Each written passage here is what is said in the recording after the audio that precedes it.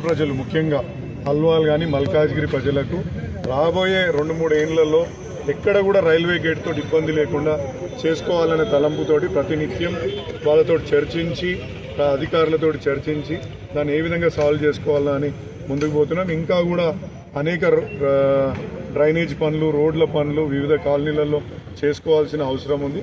వాటిని కూడా త్వరగతిన పూర్తి చేసుకొని ప్రజల సౌకర్యార్థం అందిస్తామని ఈ సందర్భంగా తెలియజేసుకుంటాను. ఇక్కడికి వచ్చిన మా శాంతి శ్రీనివాస్ రెడ్డి గారికి, మా డోల్ రమేష్ అన్నకి, అనిల్ కిషోర్ గారికి, మా శ్రీధర్ అన్నకు, ఢిల్లీ అన్నకు, శ్రీనివాస్ అన్నకు, అరవింద్ అన్నకు, మైవన్ అన్నకు, మా మహేందర్ అన్న, మా జేఏసీ నాకు సపోర్ట్ చేయని జేఏసీ మా మహేందర్ అన్నకు, మా లక్ష్మణ్ అన్నకు, మళ్ళీ ఇక్కడికి వచ్చిన మిగతా మా పవన్కి, అందరు భిక్షపత్ అన్నకు, ప్రతి ఒక్కరికి నా యొక్క ధన్యవాదాలు. ఎందుకంటే ఆయనతో గొప్పతనం ఏంటంటే ఆయన నాలెక్క వర్క్ చేయగలుగుతాడు. అంటే ఒక ప్రజా సమస్యల పైన ఏ విధంగా పోరాటం చేయవచ్చు ఆయనకు పూర్తిగా తెలుసు. నేను కొంచెం సహకారం అందిమని చెప్తుంటే కానీ ఎందుకో మా మధ్యలో సమన్వయం కుదరట్లేదు అని పత్రికాముఖంగా ఆయన విజ్ఞప్తి చేస్తున్నాను. ఇక్కడ మాత్రం ఏది క్షమించేది లేదు. ఈ రోడ్ని మాత్రం క్లియర్గా వదిలిపెట్టాల్సిన అవసరం ఉంది. మా మహేంద్రన్న ఎప్పటి నుంచో ఇది రిక్వెస్ట్ చేస్తుండ్రు, నువ్వు ఇది చేయకుండా రోడ్ వేస్తే నేను ఒప్పుకోనన్నా అని ఆయన చెప్పడం, అదేవిధంగా అందరు కాలనీ వాసులు కూడా చెప్పడం జరిగింది. ఆయన జేఏసీ తరఫున ఈ రిక్వెస్ట్ కూడా ఇవ్వడం జరిగింది.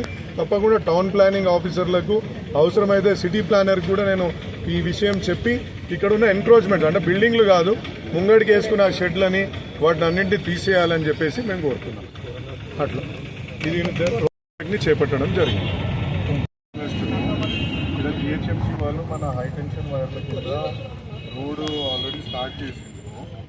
మళ్ళీ మన ఇక్కడ హై టెన్షన్ వైర్లు మన ఏమంటుంది రోడ్న అంటే ఈ కన్స్ట్రక్షన్ కాలనీ ఐడియా ఉందన్న అక్కడ అంటే మన ట్రాఫిక్ సిఐ గారు మేము పర్మిషన్ ఇవ్వని మీరు స్టార్ట్ చేసిన జిహెచ్ఎంసీ ఆఫీసులు చెప్తున్నారు.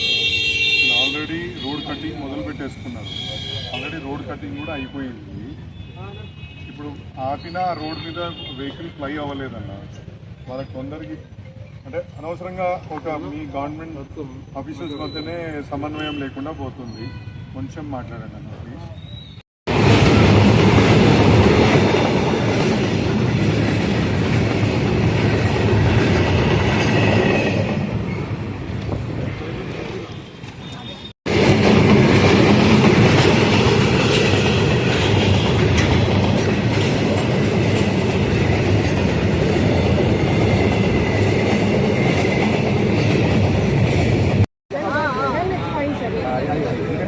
4.2 వరకు ఇప్పుడు మన ఆర్టీసీ బస్సు వెళ్ళిపోతుంది.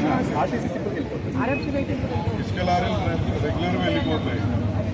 గూడెం బండ్లు ఓవర్లోడ్ అయినా కంటైనర్ పోతుందా సార్? కంటైనర్ ఉన్నది. కంటైనర్